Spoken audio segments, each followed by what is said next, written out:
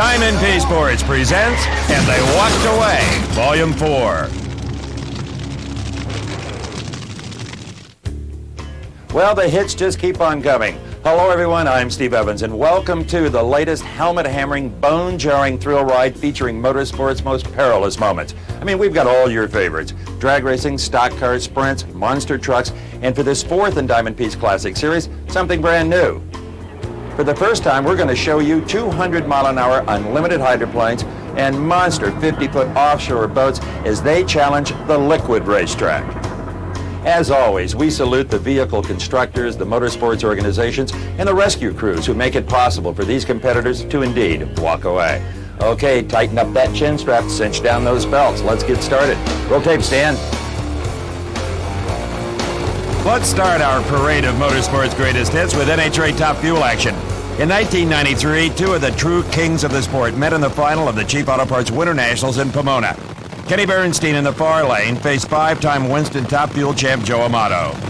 Kenny has won a lot of races, set a lot of records, but nothing could prepare him for this. The engine blows, the lefter is slick blows. Kenny careens behind Amato, into the rail, over the rail. Amato's crew not yet aware of the catastrophe that has befallen Kenny Bernstein. Raw fuel pumps out of the ripped lines, no fire. In moments, the NHRA Safety Safari was on the scene, spraying down the wreck to cool things off and extricate Kenny Bernstein from the still intact cockpit. The chassis held up amazingly well. Now, don't get me wrong, slamming into anything at any direction at the speeds of an NHRA Top Fuel car is going to get your attention. But thanks to the sound construction of the car chassis, and believe it or not, even the design of the rail that the car impacted on, Kenny Bernstein was able to walk away from this terrifying crash.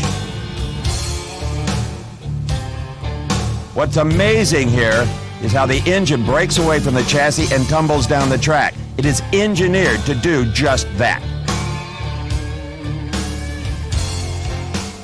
Now there you see the engine rolling clear of the wreck, and Kenny's still strapped into his cockpit as the rest of the car tumbles and slides to a stop, while unburnt fuel gushes to answer the call of a power plant that had long since departed. I must admit, at the time I didn't know what to expect. But when we got to the scene, we were surprised to find a battered and shaken Kenny Bernstein on his feet being examined by medical personnel. Kenny, you are indeed okay? I'm okay, Steve. Tell everybody I'm fine. The bell rung a little bit. Kind of feel like a NASCAR Cup car driver here at Atlanta, but not too bad.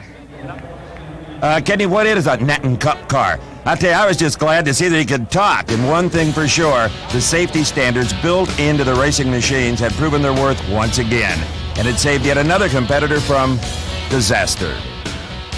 Later that same season at the 93 Gator Nationals in Gainesville, Florida, veteran Jack Ostrander in the far lane during qualifying got another taste of the Top Fuel catastrophe. This is a weird one. In a fraction of a second, Jack went from heads up full speed ahead racing to looking backwards at his engine and wing. I have seen a lot of drag racing incidents, but this one I have to call just plain weird. The trouble came as he approached the lights at the end of the run. Ostrander's car appears to buckle, watch this, and snap right behind the cockpit. Right there. You know, the power generated by these 4-second nitro rockets is sometimes more than a match from the materials from which they're constructed. The smallest weakness can lead to big-time trouble as you approach 300 miles an hour. From this angle, you can see the car literally snap in two. Unbelievable. Now it tosses the front end to the side and smashes it into the retaining wall. The impact ruptures the fuel tank in the nose of the car, igniting nitromethane fuel on the spot. But luckily, Ostrander was spun completely around backwards and left the fireball in his wake. Thanks to the safety precautions taken by both the driver and the vehicle constructor, the fragile human body was once again saved from fire, high-G impact, and flying debris. Jack would race again, but the same could not be said for this machine. Having finished less than a burnout away from the 92 championship and having set a record low ET of 4.78 in the first race of 93, Corey McClanathan was on the fast track of Top Fuel success as he left the line in Rockingham, until he was derailed by an ugly twist of fate. Corey was thrown into the wall and hurtled upside down and backward down the track as fire engulfed the wreckage of the independent Mack Attack dragster. The Flaming Hulk came to a merciful halt right at the feet of the waiting Safety Safari, who quickly extinguished the fire. But as the ruptured engine bled hot, scalding oil, young Corey lay trapped upside down in the wreckage. This was a horrible incident. And it all started as the struts supporting the wing over the Mack Attack dragster collapsed just as the car was approaching the finish line. With the wing gone and no downforce being exerted on the rear end, Corey just flat lost control of the car. In this case, breaking off the rear wheel assembly, cracking the engine block, igniting an oil fire, and flying out of control into the retaining wall. Now, the impact with the wall breaks the rear end free from the rest of the car, which continues to streak like a terrible comet down the track, with Corey strapped into the cockpit, engulfed in flame. Corey suffered burns on his hands and face in that fiery inferno and did miss the next 4 races, but he was back, unfortunately not for the championship chase. The 1993 Top Fuel Trail of Terror next led to Topeka, Kansas, where another young Nitro pilot, this time Doug Herbert, suffered a devastating crash during qualifying.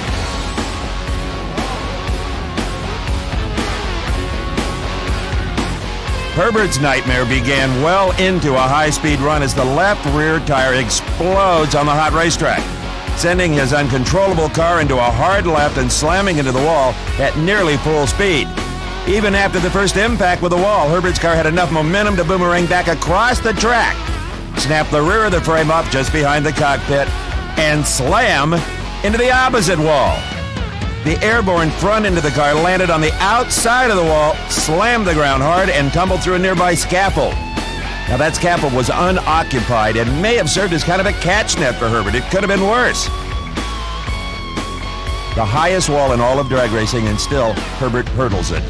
Amazingly, Doug suffered only a concussion from the incident and returned to race in the next event in Denver. Needless to say, this car did not make that trip.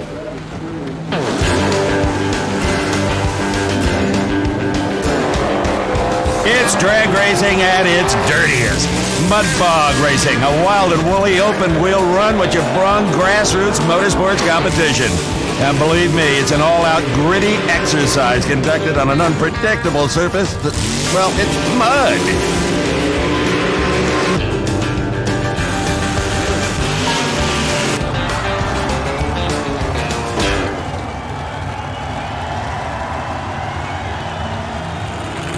All right, let's get the dirty work underway from Lima, Ohio and the Spring Nationals. Now, this is Tony Farrell and his Blue Ribbon Bandit. He's competing in the paddle tire event. They're called paddle tires because of the vulcanized scoops on the rear wheels. Off they go. And unfortunately, Farrell's paddles seem to be heading on downstream, leaving him up the river without a, well, you know. Now, it looks like the left rear tire is still racing, and as a matter of fact, turned in a respectable time as it headed for the garage area. See ya, Tony. The driver was unhurt in this incident except for his pride. After having his rear wheels heisted mid-race, you can be sure that the Blue Ribbon Bandit's owner will tighten down those lug nuts with an extra twist next time. You know, wild things always happen during mud races in Sedalia, Missouri. And Doug March in the aptly named Hard Times Jeep found out just how wild it can get. Marsh in the near lane gets pitched out of the mud bog at full speed and proceeds to pay the price. Ooh, that hurt. He was okay, though. Now watch the left side of your screen. What really happened was he got out of shape at the end of the run, then hooked a rut and simply tumbled right out of the course. Doug, it looked to me like you were just making a straight run. What caused it to let go like that? I don't know. I was just getting ready to let out when I come out the end, and all at once it just spun sideways and started rolling. Are you okay? Yeah, I'm fine. It's happened before. It'll happen again. But I ain't quitting. We didn't think you would.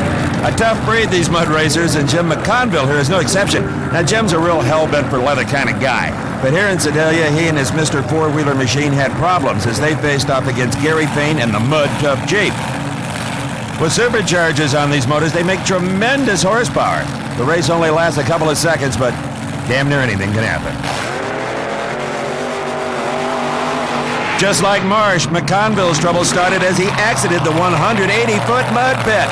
Mr. Four-Wheeler takes him on a punishing tumble on the hard pack of the Missouri State Fairgrounds. The roll bar saves another one. He was just fine. Now, in replay, you'll see the problem these mud racers face. McConville has to oversteer to compensate for the tremendous torque that the 500 cubic inch blown big block Chevy generates. As he exits a pit and gets off the gas, it's almost like reversing the torque and tosses the vehicle into a roll.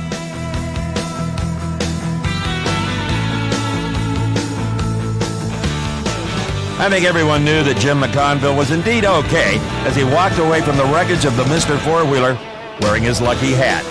I'd get rid of that thing.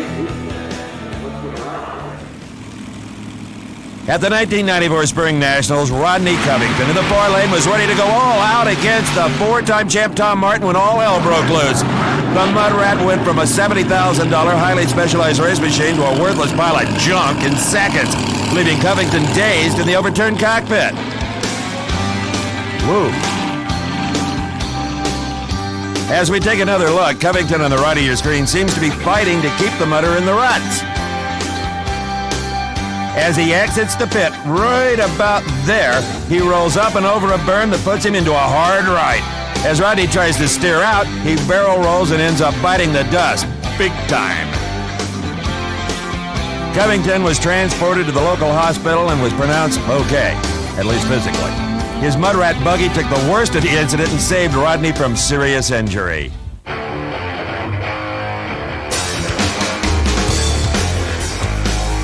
Unlimited hydroplanes, the world's fastest racing boats. These machines literally fly across the water surface at speeds over 200 miles per hour. Turbine engines power these race boats as they battle on the liquid oval. And at 200 miles an hour on the always changing surface of water, Thunderboat pilots can find themselves over the edge in a heartbeat. Chip Hanauer powers hard into the turn. He gets airborne. Chip Hanauer going over in turn number 1. He was trying to break to the front of the pack. He had the inside lane. He's upside down in the water. It can happen that quick. Streaking across the surface 1 second and the next soaring into the sky, only to crash back down into the water with disastrous results. Actually, the name says it all. Hydroplane, a boat that acts like an aircraft. As the Miss Budweiser accelerates, her aerodynamic hull is launched skyward. But as the prop loses contact with the surface, all forward thrust is lost, and the airborne Thunderboat plummets back into the water. All hydroplane pilots are protected by a cockpit canopy that deflects the water's crushing impact. Now, the rescue crew quickly extricated Hanauer from the overturned race boat through an emergency hatch in the hull. Chip suffered a couple of broken ribs, but it could have been a whole lot worse, and he knew it more than anybody. Here's the piston-driven old boy Obuerto racing on Lake Washington near Seattle. As I mentioned earlier, one of the things that sets boat racing apart from other motorsports is the fact that these racecraft compete on the ever-changing surface of water. The Obuerto hits some small rollers and is tossed off the course and nearly overturns. Even in an incident like this one, the wall of water generated at impact could severely injure a driver. That's why the canopies are such an important safety factor. Now, you can see the results of getting bumped around in the water at only 150 miles per hour. The driver was uninjured in this mishap. The only injury to the driver, some bruises from the seatbelt. That's not a surprise.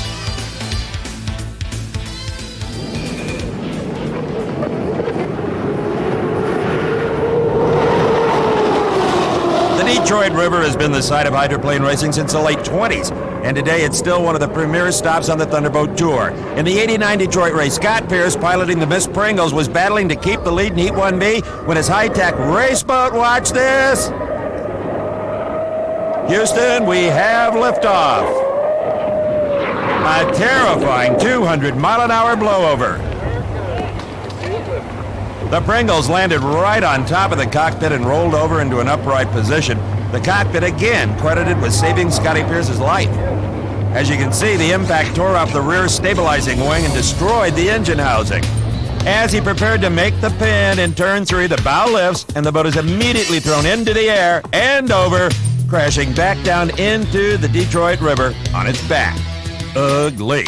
The cockpit canopy protecting the pilot from impact remains intact and the boat rolls right side up. The specially trained waterborne safety teams of the URC were right on the scene and extricated Pierce moments after the impact. His only complaint? A sore ankle. Historians will note that George Woods won the 1988 San Diego race, but every boat racer and fan will remember this long after the history books are on the shelf. Two boats both encounter the same conditions at just the wrong moment, and both blow over in spectacular fashion. The Circus Circus, piloted by John Prevost, and the Holset Miss Madison with Ron Snyder in the cockpit, lay side by side in Mission Bay after a 1-in-a-million freak accident.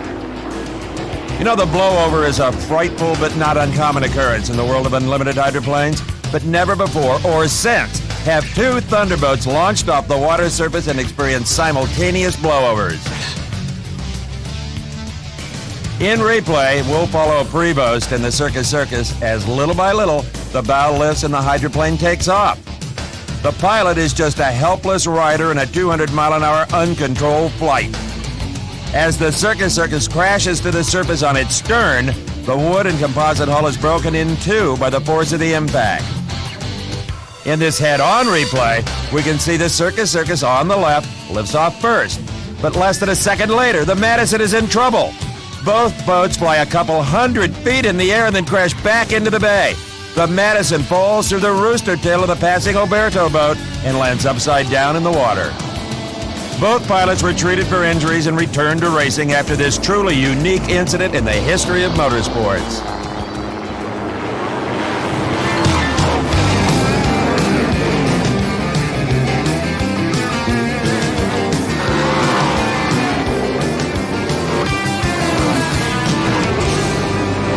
Racing fans across America's heartland thrilled to the action of these winged wonders, dirt track sprint cars. And the stands at the 94 Knoxville Nationals were filled to capacity when Andy Hillenberg's machine made an unexpected run at leaping the wall. Quite a leap indeed. The surface of the track gets hard-packed and very greasy in no time at all. In fact, that's the way the drivers like it.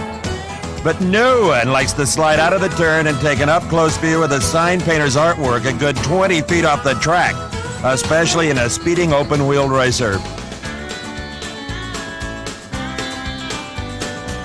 The Sprinter sustained considerable damage. Andy, well, he walked away from his high-flying aerial display.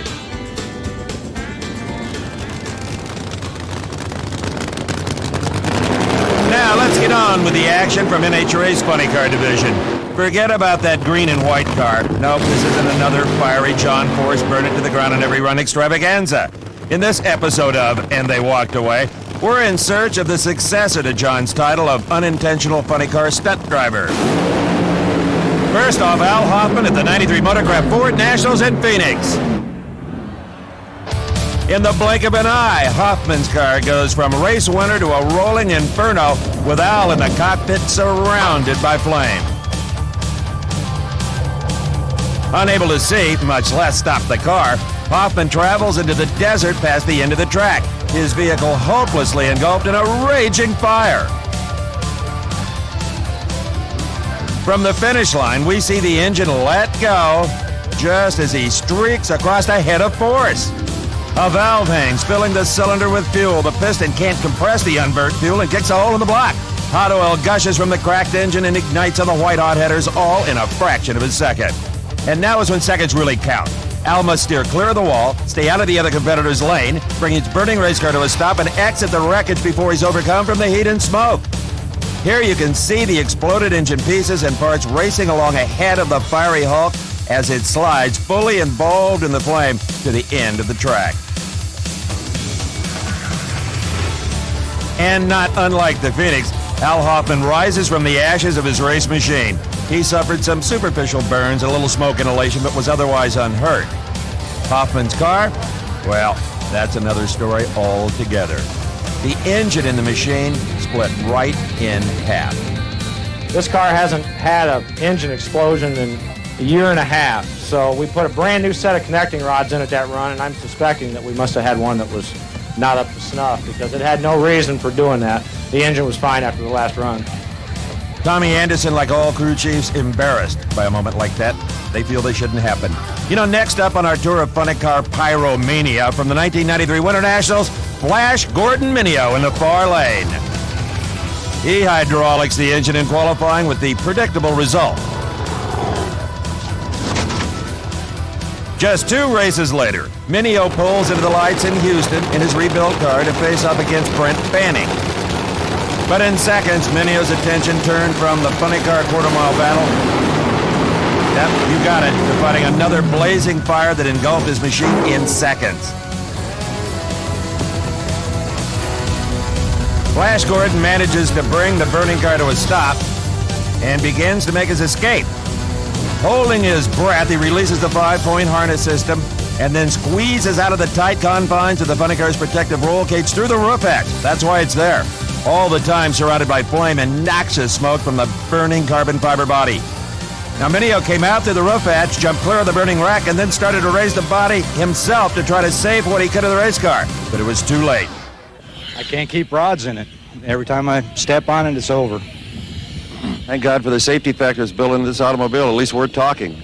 Yeah, I understand that, but I'm getting sick of this deal. I tell you, I got to do something quick.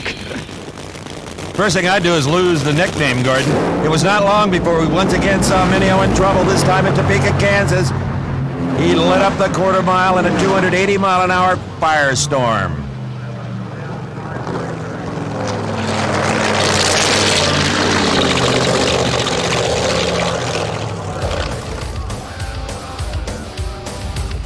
Mineo brings the rolling inferno to a safe stop just as the NHRA Safety Safari is on the scene to put out the fire and get Gordon out of the burning car.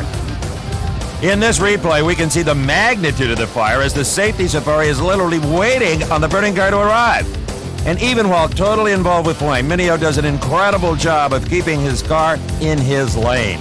And it's a testament not only to Gordon's experience and driving skill, but also to the design and construction of these cars. And the safety gear that allows a driver to be able to walk away from a drive through hell. I really don't know what happened in there. I don't know if it blew through the clutch, pitched a rod out, what happened.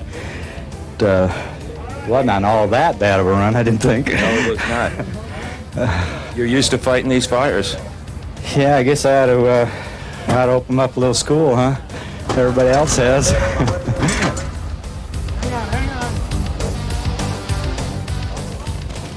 We now begin the chronicle of the long, hot summer of '93 as seen through the eyes of Mr. Whit Bazemore. Whit's funny car trial by fire begins at the aptly named Firebird Raceway in Phoenix.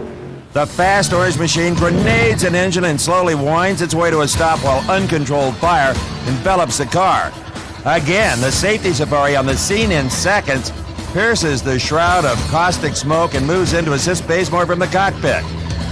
But Whit motions that he wants to take his time exiting the smoldering ruins of his car, a luxury he won't have very often.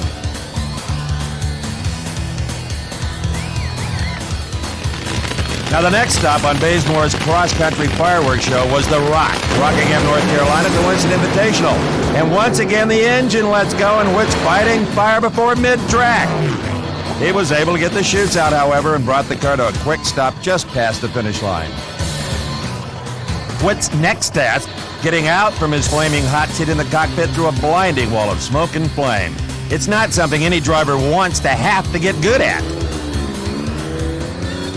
When the fire-weary Fast Orange team came to the line at the '93 Spring Nationals, things took a more serious turn. Much more serious.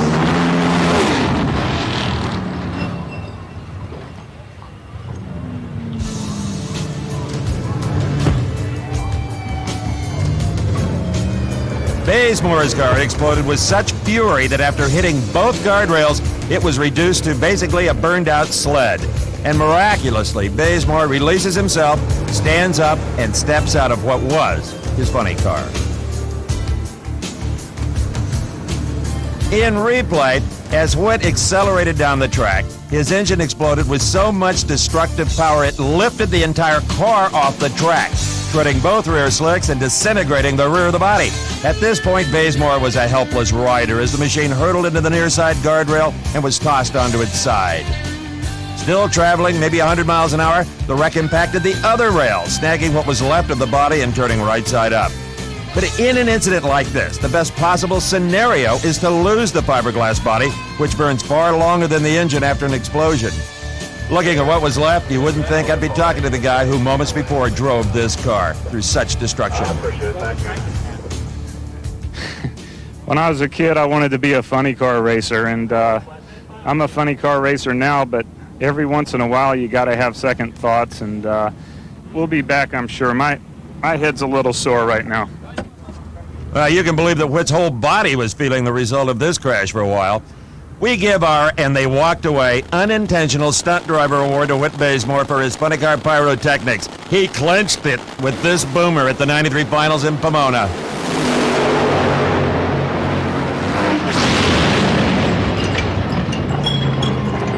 Whit turns his sedan into a roadster with a horrific engine explosion. And there's no real fire. The concussion of the blast and the fire suppression system simply knocked the flames down before it could ignite the body. And there they are, the white knights of the safety safari. Bazemore wearily signals, "I'm okay," and exits the car, ending a season of mishaps. It was an expensive year of drag racing for Mr. Whit Bazemore, one he won't soon forget. Us either.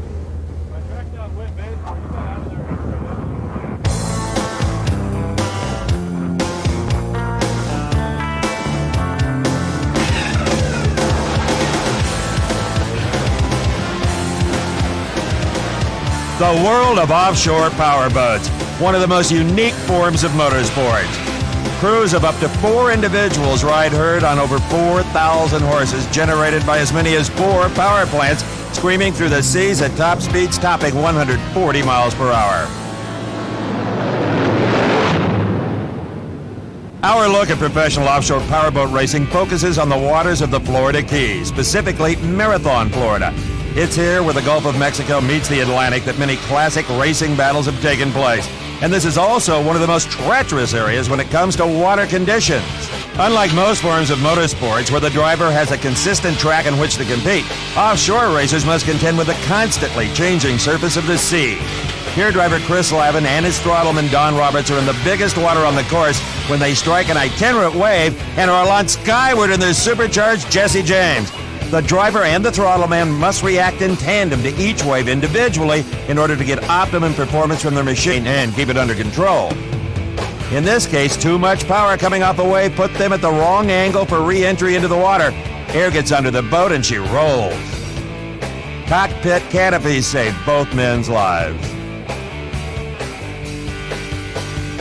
In the same waters off the Florida Keys, a year later, Al Kropp and his teammate were boiling up the water in their Baja catamaran, Cat. During the course of the race, both of the tie rods that connect the outdrives and enable the driver to steer the boat had become disconnected. A very serious condition at any speed. They got no clue. Intent, as they were winning the race, neither competitor noticed the problem until it was too late. The Cat team went from over 100 miles per hour to 0 in a bone-crushing impact that capsized the race boat. Imagine finding yourself strapped upside down underwater in the middle of the ocean. Offshore racers train to overcome disorientation and learn to exit the cockpit before they run out of air. In replay, you can see the race boat skips off a roller and the driver is unable to correct his course. The boat then turns broadside into the next wave and is overturned. An air rescue team plucked the crew from the water with relatively minor injuries, thanks once again to a cockpit canopy system. We move now to 1991. The blue-green waters off Marathon Key can appear deceptively serene as the crew of the custom skater catamaran Hyperactive found out the hard way. You can gauge by the distance that our photo chopper traveled after the impact just how fast the boat was going when it nosed into the water. The impact literally tore the boat in half, leaving the crew, Tom Slamecka and Dave Cutler, floating in the water with the debris. In replay, we can see exactly what happened.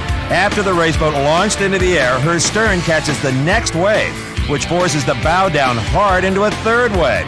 The impact rips open the deck, and the force of the water through the hull tears the boat in half. Bob Kaiser and Errol Lanier, who just moments before had been racing adversaries of the Hyperactive team, leapt from their race boat to help them into the water. Rescue teams then moved in to get the crew to safety, the most serious injury being some fractured ribs.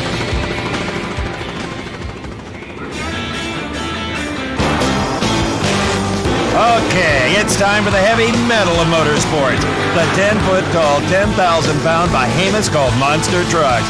These machines leave the line like a pro stock drag racer, leap 20 feet into the air over sets of crushed cars, all in search of low ETs.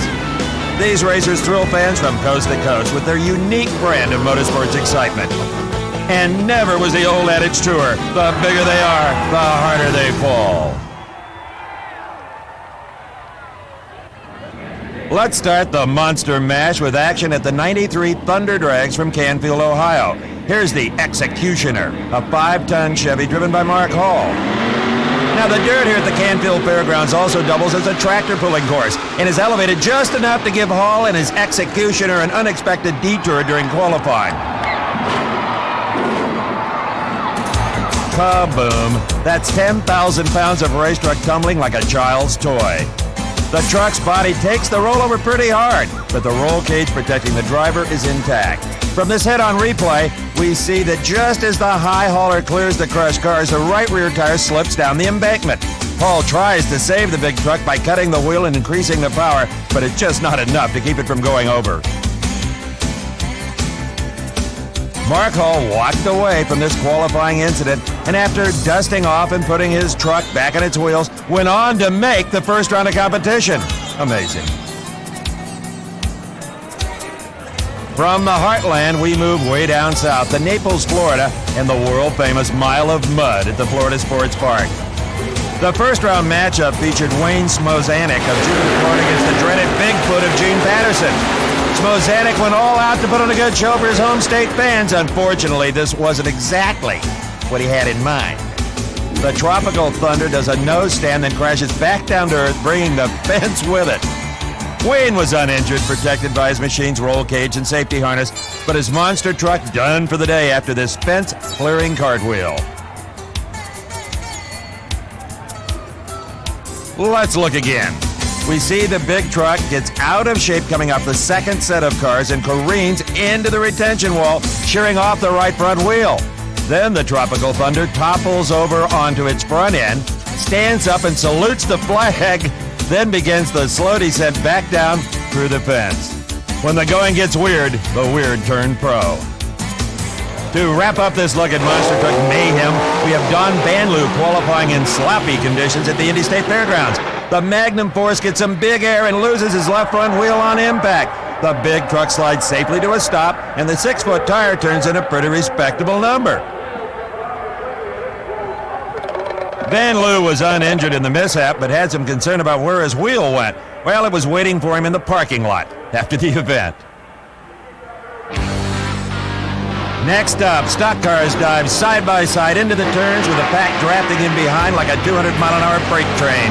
Nothing quickens the pulse quite like it, unless, of course, you see this happening ahead of you.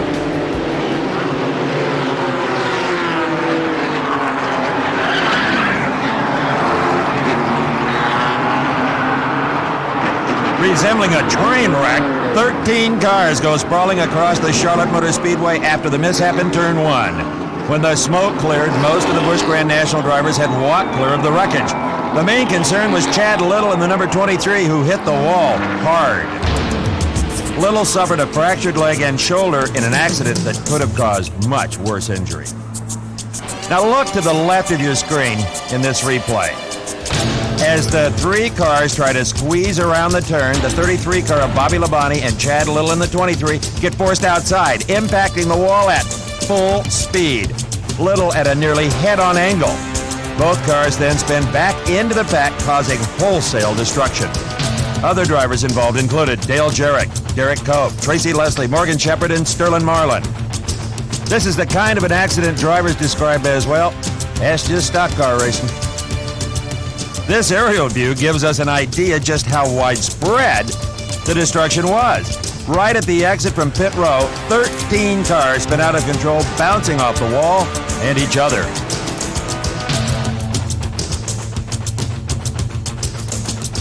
Now here you can see how momentum carries the 2 cars into the wall, then back into the pack, setting off the chain reaction.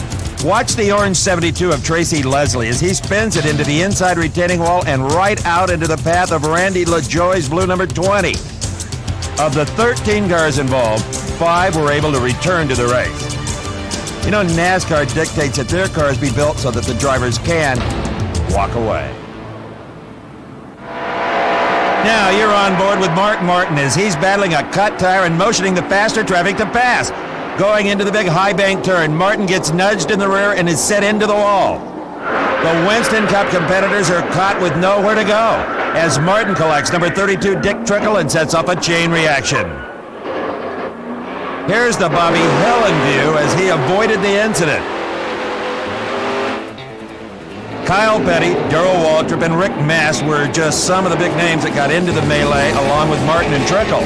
From this angle, you can see the number 3 car of many-time Winston chap Dale Earnhardt nudge Mark Martin's number 6 in the rear. At that point, there wasn't much Martin could do but just hold on. He gets turned around and watches as Trickle's Chevy slams him nearly head on. The rest of the pack plays the guessing game of where are they going to go when I get there, ducking under the sliding cars. Some driving clear and some getting tangled up with other competitors who picked the same escape route. Here's how it looked and sounded in Mark Martin's Ford.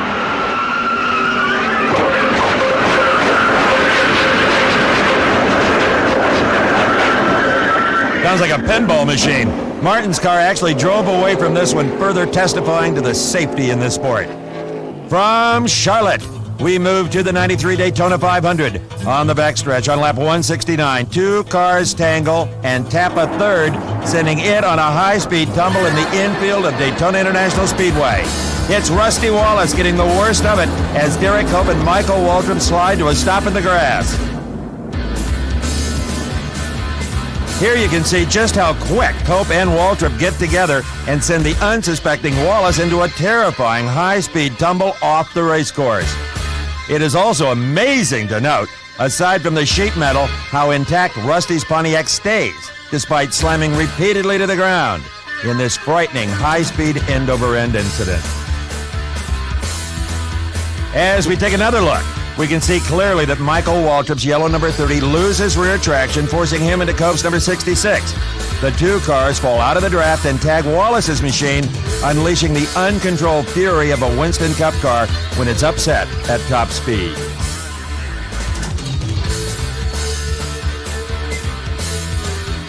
Want another look? You got it from Jeff Bodine's roof cam. As Waltrip and Cope get together, they push Wallace into a broadside slide at over 200 miles an hour. The air pressure suddenly rammed through the cockpit, punching out Rusty's windshield, which flies back and ricochets, boom, off of Bodine's roof. Amazingly, Rusty Wallace walked away from his wrecked car with no serious injuries.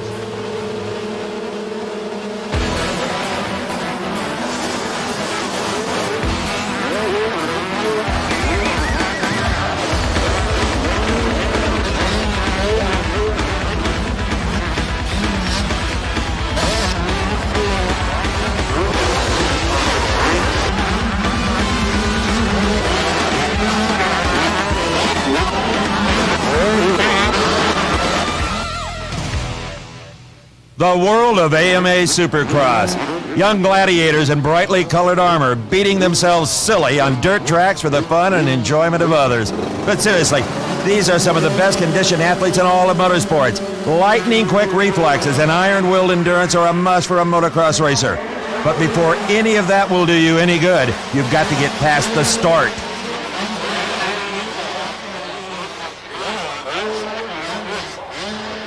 With so many riders in one place at one time, it's not at all unusual for an unplanned game of Twister to break out in the first corner. Let's see. Right foot blue, left hand red.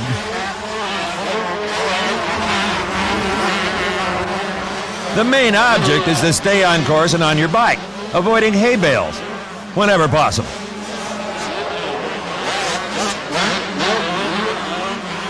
Understand, they designed these courses to make it as difficult as possible for even the best to keep it together. Now, knowing every rider is facing the same hardships and the next guy might just hit you instead of the bales, you want to pick up the bike as quick as possible and get the heck out of there.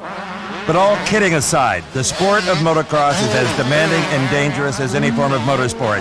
And unfortunately, Dan Chu found this out at the Daytona Supercross. First, Scott Sheet gets in too deep on his Kawasaki. but he bails before the point of no return. Dan Chu, coming up on the right in white, wasn't so fortunate. He rode his bike right into the ground, hard. Chu walked away, but neurological problems surfaced later. And after 9 long, hard, tough, brave months, Dan Chu motocrossed again. Now let's pick up the action once again of NHRA drag racing. This is Kurt Johnson in the near lane facing off against arch rival Scott Jeffrey on in round 2 of the 1993 Phoenix race. No love lost between these two competitors. Johnson in the Oldsmobile, Jeffrey on in the Dodge. They were going all out to beat each other to the far end of the quarter mile.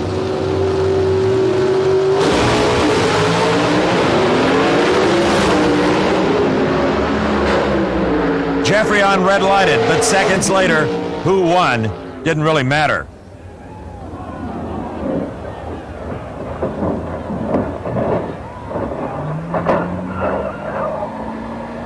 Kurt Johnson did a NASCAR-style airborne self-destruct with Harry Scribner's Torco Oldsmobile. No, come back here. The NHRA Safety Safari, as always, on the scene before the dust had settled, moving in to get young Kurt out of the wreckage of his badly damaged race car. In this replay, Scott Shute is out, he's doing fine, but something appears to lock up on the Johnson car. It slides off the racetrack. As it leaves the paved surface, enough air gets under the car to lift it completely off the ground. As it hurtles backward through some standing water off the track, the car is thrown over onto its roof before slamming into the concrete retaining wall.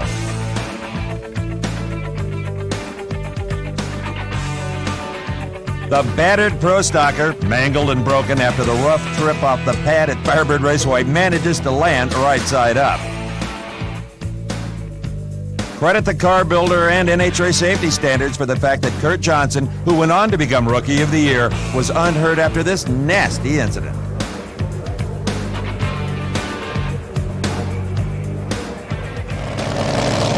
Next, we have Top Alcohol Dragster action. Keep your eyes on the near lane. That's Tiffany Hyland in the Pyro Machine. She's about to learn a lesson in the drag racing school of hard knocks.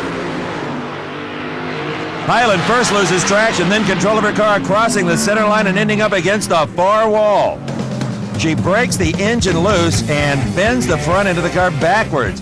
Then it's a long slide to a stop. The Safety Safari meets Tiffany as she coasts to a stop.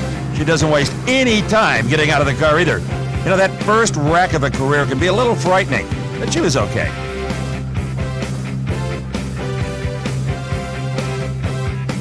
Now, Kurt Johnson took another shot at it, this time in Topeka, in a brand new car. Watch the white car on the left side of your screen. Ouch! Into the wall and across the track for a taste of the other wall.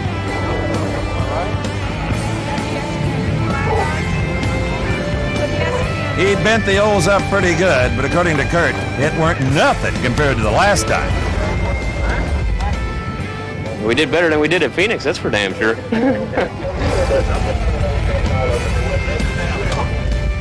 Now we move to Top Alcohol round 1 action at the 94 Chief Nationals in Dallas. Denny Hummel in the near lane gets off to a good start, but then works his way out of the groove. Tries to compensate, but loses it and winds up all over the racetrack.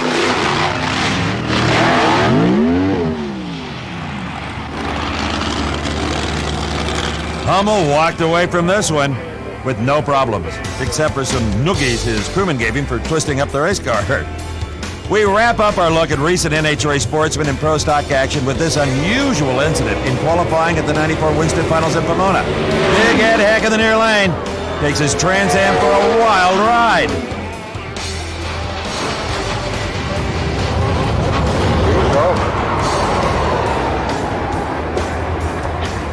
Safe.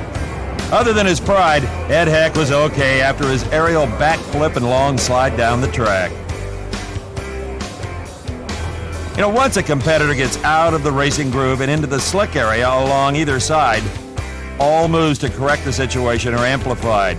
Here we see Heck trying to keep control over his race car after getting out of shape early. He crosses the center line, goes up and over NASCAR style, just nicking the far wall.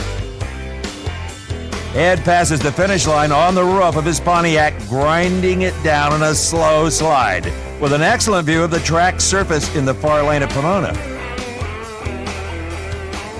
It seemed to happen real slow. It was almost like a amusement park ride. Expensive one. Indeed.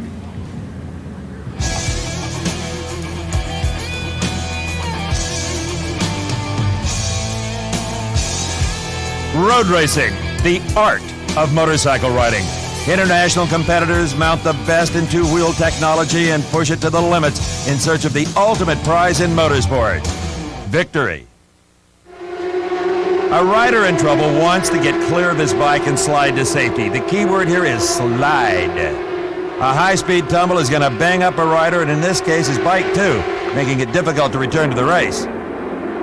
On road courses like here in Daytona, the twists and turns demand constant focus by the rider. Even a momentary lapse can send the competitor reeling just that quick.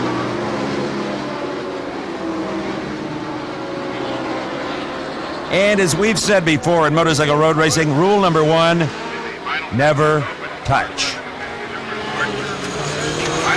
Oh, thank God for leather suits and the back protector these riders wear that you can't see. Save this guy. Now, in this incident, 600 Supersport rider Jason Pridmore rolls through an area where workers are clearing an earlier crash and lays down his bike. Number 5, Gerald Rothman Jr. is thrown off his ride and gets run over by a third bike. Pridmore was more than a little upset with the corner workers he felt should have prevented the incident. As we look again, Pridmore is entering the corner when his rear wheel slides out in what maybe could be oil left from the bikes that went down moments before. He lays his bike over and slides to safety, but Rothman Jr. isn't so lucky. He is pitched off his bike and tumbled. The rider in red can't avoid Rothman Jr.'s fallen motorcycle, hits it, and then rolls over Gerald on the grass and flips. Pridmore was so angry he threw himself down off the track.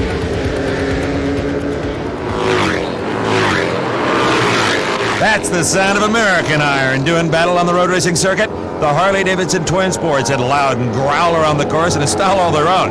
Powering into an uphill turn, number 240 Mark Pasteur lays it down. As he tries to return to racing, he sees another rider sliding towards him, and he has to drop his bike to dodge the incoming company. At the 94 Daytona 200, the lead pack moves through the International Horseshoe in a really beautiful procession of graceful power. But with no warning, one rider loses the handle on his superbike and brings down 2 others. You know, these guys really do look like Power Rangers, don't you think?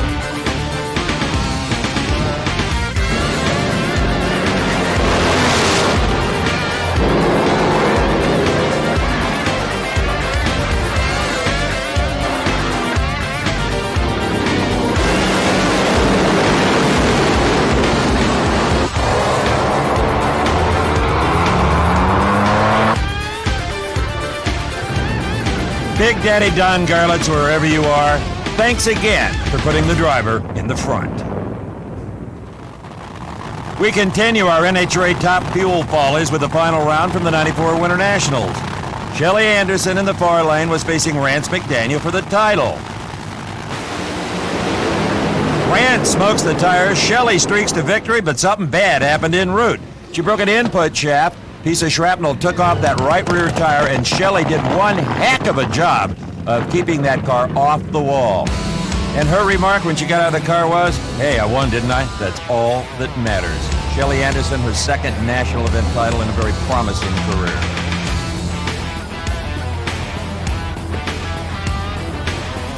Five-time Winston champ Joe Amato demonstrated his abilities behind the wheel in the 94 Houston race. He begins to lose traction, smoking the big rear slicks when the right side tire lets go. Amato doing everything in his power to keep from hitting the wall or crossing the center line, which would mean disqualification, and his tricycle goes to the next round. A 13-year veteran, Amato knows the rules and certainly has the skills. Incredible. Now, here's the way it looked from the camera on board Amato's race car, from way up high on the wing. Boom, there the tire lets go. Amato uses just the right touch to keep the car pointed in the right direction and pilots the wounded race car across the finish line. Here's an example of a tire explosion that almost led to the worst-case scenario. In side-by-side qualifying in Sonoma, it was Connie Kalitta in the near lane cutting a tire and paying an unexpected visit to the far lane directly in front of Stevie Foster. Foster does his best Nigel Mansell move to drive around Kalitta, avoiding what could have been a much more serious incident. But for Connie Kalitta of Michigan, who has always led his life on the edge, this really wasn't that big a deal. He didn't even break into a sweat. Brought the car to a safe stop. Safety Safari was there. They weren't really needed as Connie climbed out. Here in replay, we can see Kalitta's tire disintegrate right there just before he reaches the finish line. Also, just as he reached top speed. Without his left rear wheel and a damaged wing, Connie loses control of the car and it strays over in front of Foster. Foster has no real time to think about what to do next. He cuts the car to the left, avoiding contact with Kalitta, and then has to compensate to avoid hitting the near side wall. Stevie Foster did a heck of a job at staying away from... I was really surprised. I'm glad I seen him on the left-hand side when he come on around me. When we swapped over, I didn't have no control over it down there. You know what? In 1984, I ran a 5-liter Can-Am car here. I would have been proud of that move back then. Man, all I saw was him come across in front of me. I figured the only thing I'm going to do, if I went to the right, I was going to take us both out. So I just went to the left, unloaded the other parachute. Thank the good Lord. Is Connie okay? He's fine. That's all that counts. We can fix these two clunkers. That man is a piece of work. Have you ever gone somewhere and felt like you left something behind? Well, that's the feeling Doug Herbert had at The Rock in 1994. After a tremendous explosion, Herbert's car is left coasting down the quarter mile with half his engine block bouncing on the track behind him. The other half was left hanging over the side of the car, dragging on the racing surface. Doug Herbert was unharmed in the explosion, and the engine was nothing more than an expensive piece of junk. The worst I have ever seen. As his crew made final starting line adjustments, Tommy Johnson Jr. was prepared to take on Connie Kalitta in the semifinals of the '94 Fram Southern Nationals in Atlanta. All looked well. TJ Jr. finished 10th in the '93 season. That also included his first ever Top Fuel victory. Here in Atlanta, though, Tommy was hungry for another win, and he had to get past Kalitta to reach the finals. In a truly bizarre turn of events, the Mopar Express Lube Special's entire rear end came out of the car before it had barely cleared the starting line. Tommy Johnson Jr. was uninjured, as you can see in this incident, and actually didn't even know he was missing the rear axle assembly until he climbed out of the race car and said, "Where'd it go?" In this rear angle replay, you can see Tommy smoke the tires at the launch, tries to recover, but then in the cloud of smoke, the right rear tire strips away, and the whole rear end takes a hike from the rest of the frame, much to the surprise of Tommy and the racing press staked out on the starting line. Scatter, boys. As the wreck was wheeled away, you could see the bare nubs of the frame rails where only moments ago they had been connected to the rear end. Now, the last time we saw Joe Amato paired against Vinnie Bernstein, Bernstein got the wild ride. This time it was Joe's turn in round one of the '94 Pioneer Keystone Nationals.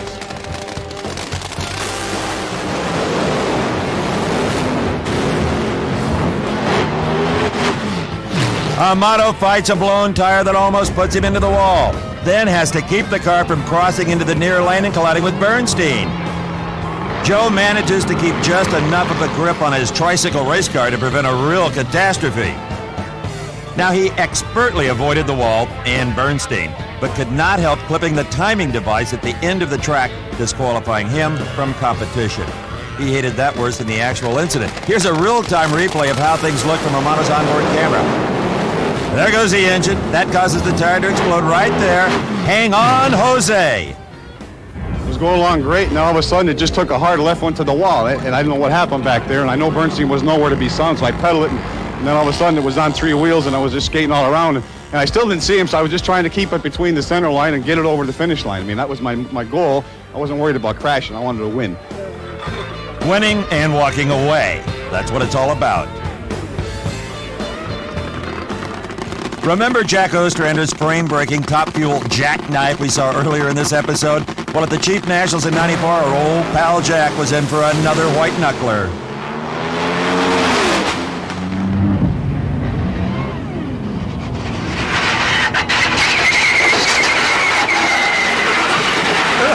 Kind of like fingernails on a chalkboard, isn't it? Well, the Safari was right there to douse the flame and tend old Cadillac Jack. He was uninjured in the incident and removed himself from his battered Top Fuel race car. He is one tough customer, the bowling alley operator from Michigan. Well, that was a gutter ball, Jack, because right here we're going to see that left rear slick let go. Pop, forcing the car towards the wall. Luckily, the right side chute deploys, tugging the race car away from a head-on collision with the concrete. As the car spins off the wall, the parachute continues to help Ostrander avoid a more serious incident. And here, pulling back just enough to keep the car from tipping over and going into a devastating series of rolls. Sliding on its frame, Ostrander's machine then just slides to a stop. It's a game of inches, so the saying goes, and this incident proves that sometimes the unexpected little things can make all the difference as to whether or not a competitor walks away.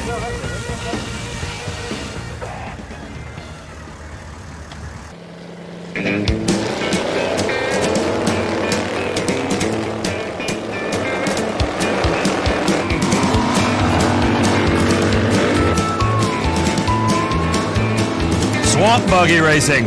Since 1949, the folks living on the outskirts of the Florida Everglades have been competing in this uniquely American motorsport.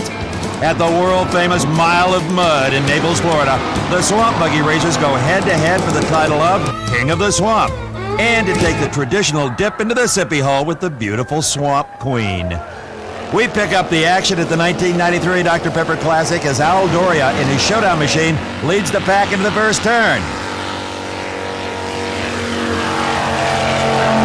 Doria takes it too hot into the corner and rolls the big swamp buggy. Now these machines are built with a high center of gravity and are easy to turn over. But other than a face full of Florida swamp water, Doria was okay. Now here's a look from onboard the Fatal Attraction machine driven by Bonnie Jolly. She and her husband Don are both competitors in the sport, and in this heat, Bonnie is looking to go for the inside line and the shortest way around the course. She moves past the competitors on the outside and heads for the turn. Jolly rolls her Fatal Attraction swamp buggy as we rode along. Shaken but uninjured, Bonnie begins to release herself to get clear of the overturned machine as safety personnel are on the scene in seconds. In this replay, we can see that Bonnie Jolly caught the right front tire on the inside berm and high side of the vehicle, throwing the buggy off balance and into the drain. Bonnie did not walk away. She kind of hopped, actually, as she hurt her ankle in her haste to get out of the swamp buggy. Good idea to stay in there until they right it before you hit those belts, Bonnie. In the same event, Lenny Dunn on the right in the stand-out machine faced Terry Langford in the near lane in the Rubber Duck. This was a marquee matchup for the event as both men are former kings of the swamp. As they reach the first turn, each driver follows his own line through. On the outside, Dunn rolls it over. That's what happens when you stand on it too hard here in the swamp. Langford moves on to win the race as Lenny Dunn, back on the side of the swamp, is able to restart his machine, albeit too late, and rolls back in the swamp with nothing more than a bent wing and a wounded pride. I'm telling you, they are tough down here on the Mile of Mud. Lenny says, safe. As we pick up with action on waters of the unlimited hydroplane circuit, we see the crew of the Circus get a little heated up as pilot Dave Vilwalk leaves the dock prior to the race. They were out of there. Former Rookie of the Year Nate Brown was in the cockpit of the Tide entry racing on the Columbia River in 1993 when he lost control of the race boat.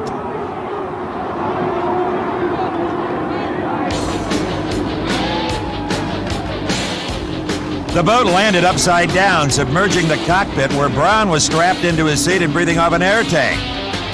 Here you can see in slow motion how hydroplanes can give gravity a bad name. Once the propeller is out of the water, the forward momentum is gone and the race boat cartwheels back into the river.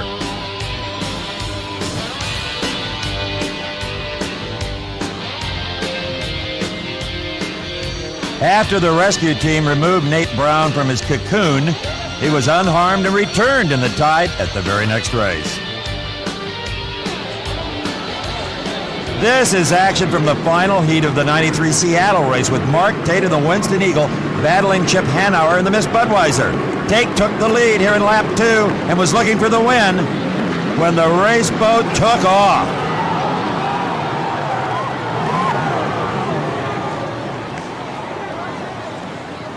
The boat came down right on top of the safety canopy, causing severe damage to the cockpit as well as the rest of the boat. Taking another look, we can see the Winston accelerate almost straight up off the water's surface. As the bottom of the hull catches the air, she flips over backward and impacts back into the water upside down. Judging by the look of the fractured cockpit, rescue workers on the scene, well, they expected the worst.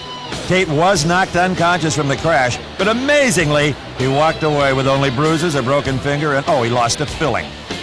Since the safety canopy became part of the unlimited hydroplane scene, not one driver's life has been lost. God bless the engineers. We wrap up our Thunderboat coverage with pilot Ken Dryden and his 3-point hydro Elan. In qualifying, Dryden and his race boat do an almost aerobatic loop-de-loop. The boat lands hard back on its hull, snapping off the front end of the cockpit. As you can hear, the crowd lakeside was stunned by this one. And in replay, we'll see this unique hull launch off the water like a fighter from a carrier deck. But unlike in a warplane, pilot Dryden has no control over where or how his craft will land. Unfortunately for Ken, this landing was a hard one. He had fractures in both legs, but was expecting to return to race in 1995. We go one more time to NHRA Funny Car Competition, this time at the 94 season opener in Pomona, and side-by-side qualifying between Ray Higley and Wyatt Radke. Radke out of shape and pays a visit to Mr. Higley in the far lane. Hello, how do you do? Higley crosses the center line after getting tagged by Radke, but there were no injuries and minimal damage to the cars. In the semifinals of the 94 Gators in Gainesville, Florida, Chuck Etchells in the far lane faced Casey Spurlock in the lane nearest the camera. At the finish, it was Spurlock winning, but no one was watching the scoreboard. All eyes were on the Kendall Dodge and Chuck Etchells, a tremendous fire. Etchells scrubbed up a lot of speed against the wall and brought it to a stop, and then set about the business of escaping the inferno. As the safety safari screeched to a halt to fight the blaze, Chuck was out of the car and safe. Credit the veteran driver's experience and the safety gear for enabling Chuck to walk away from this one. You can tell by the helmet there was lots of smoke and fire inside that car, and Chuck, I don't have to tell you, that was one of the worst ones anyone's had in a long time. You all right? Yeah, I'm fine, Steve, thanks. Breathing is usually the biggest problem in those hills. Well, it shocked me, because it looked like we were starting to drive away from him, and all of a sudden, bang. Not good. Not good indeed. As Spurlock passes, Etchells grinds his car up along the guardrail to bring it to a stop. Blinded by smoke and fighting for breath in the furnace-like atmosphere of his cockpit, Etchells somehow finds his way through the escape hatch. Brave men, these funny car pilots. But no matter how fearless, no one would be willing to take the ride Jerry Caminito took in qualifying at the 94 Mid-South Nationals.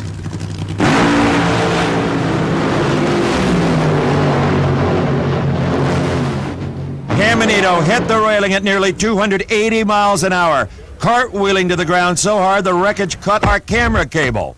It was suddenly very quiet at Memphis. In replay, watch the left spill plate on the rear spoiler. It comes off. The aerodynamic downforces are lost on the rear. The car turns violently to the left, cuts a tire, and draws through the metal guardrail. Jerry's shattered car continues on a gut-wrenching end-over-end tumble off the track in Memphis, plowing up the ground and planting broken pieces of his race car.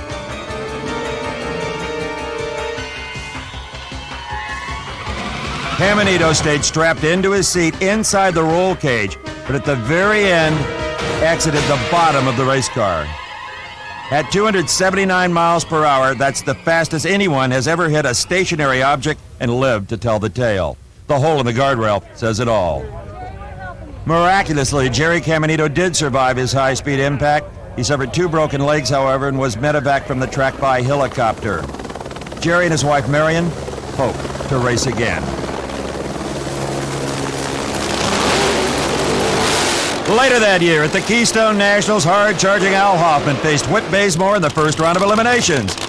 Nope, not Whit this time. It's Al Hoffman who takes a lesson from hydroplane racing and lifts off the racetrack.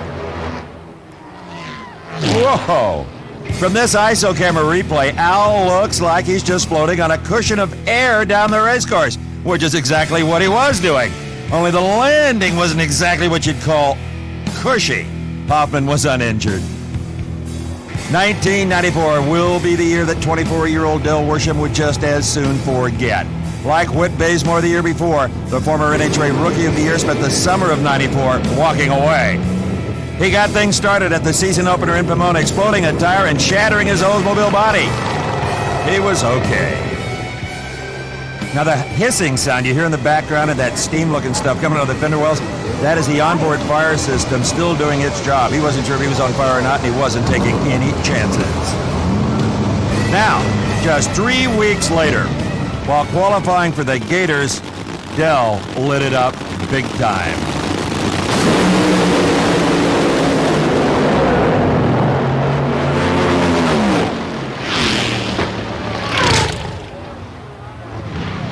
What started as a very small blaze suddenly multiplied into this. He was able to bring the car to a safe stop and exit through the roof hatch.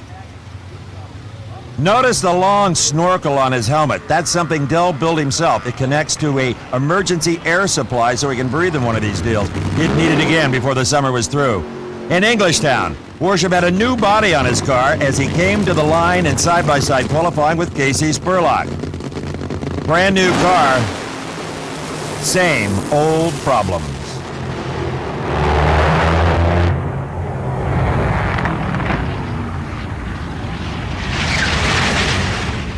Del streaked down the track like a meteor. The blazing funny car, its fiberglass body fully engulfed in flame, finally came to a stop off the end of the racetrack.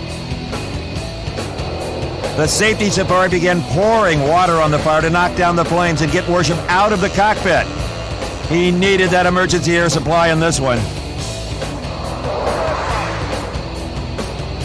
In replay, you'll see the fire start well before the finish line and grow rapidly as Del heads down track.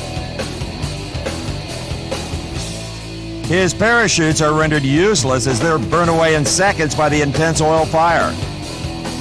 No doubt the brakes are boiling as well and not at peak efficiency. The machine almost picks up momentum, kind of like the incredible fire now burning out of control both outside and under the car.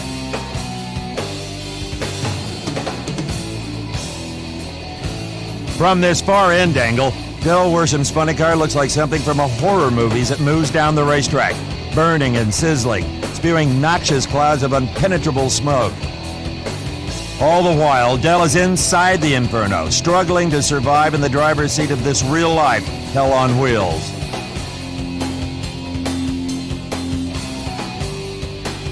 Worsham was treated for burns and smoke inhalation after this fire. Spent a few weeks in the hospital for some skin grafts. He's completely recovered and now driving a top fuel car on the circuit. Maybe doesn't want to sit behind that motor anymore, huh? Couldn't blame him.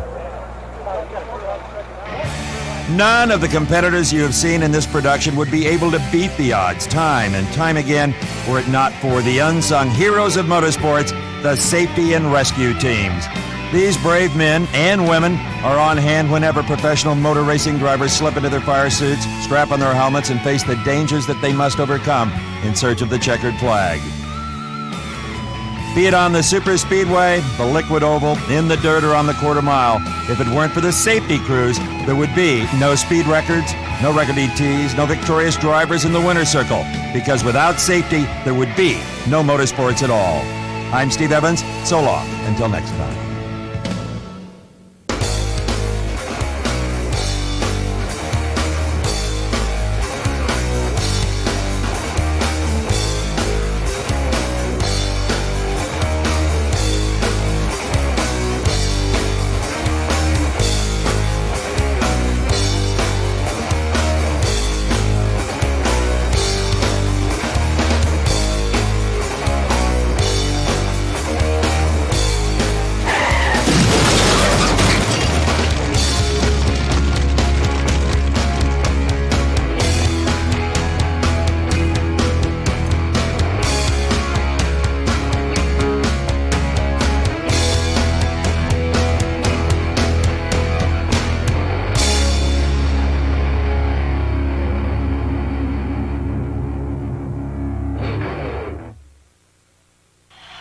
Want the best seat in the house for motorsports entertainment? Then Diamond P Sports is your ticket for excitement. From over 40 spectacular titles in the growing Diamond P inventory, you can build a home video library of your favorite motorsports action that you'll enjoy for years to come. For the drag racing enthusiast, Diamond P annually presents the entire NHRA Championship season in review. You get all the dramatic action as the best drivers chase the elusive NHRA Championship crowns. Beginning with Drag Racing 86, you can pick and choose from the entire library of season-long highlights. For an exciting and comprehensive look at recent drag racing history, there's Decade of Thrills and Decade of Thrills 2, examining the most chilling, agonizing, and emotion-filled moments of the 70s and 80s. Now, funny car fans can't get enough of Fabulous Floppers 1 and 2. The sound and excitement of Pro Stocks takes the stage in Hot Rods from Detroit, and Top Fuel is What's Hot in Kings of the Sport. Interested in the legends of drag racing? Diamond P fills the bill with a dynamic story of Don Prudhomme and 2 videos on the one and only Big Daddy, Garlits the Legend and Garlits 2, The Legend Lives On. Now, if you're a drag racing history buff, you can trace the evolution of NHRA in Gathering Speed. For those who like their racing loud and raw, don't miss Top Fuel Sensations, the sights and sounds and smell of record-breaking performance, and Challenge of Fire, the thunder and fury of side-by-side jet car racing. If it's monster trucks, mud racing, and tractor pulling that cranks you up, then Shake, Battle, and Roll and Shake, Battle, and Roll 2 are for you. For racing of the H2O variety, there's Thunderboats, a fascinating look at 200-mile-an-hour hydroplanes and the fearless men who pilot them. Sprint car fans love the unpredictable winged world of outlaws from the Knoxville Nationals. Beginning with Knoxville 87, you can get the entire collection of annual mayhem. And fasten your seatbelt for a treacherous journey as Up, Over, and Off-Road takes you from the Baja Desert to outrageous stadium racing.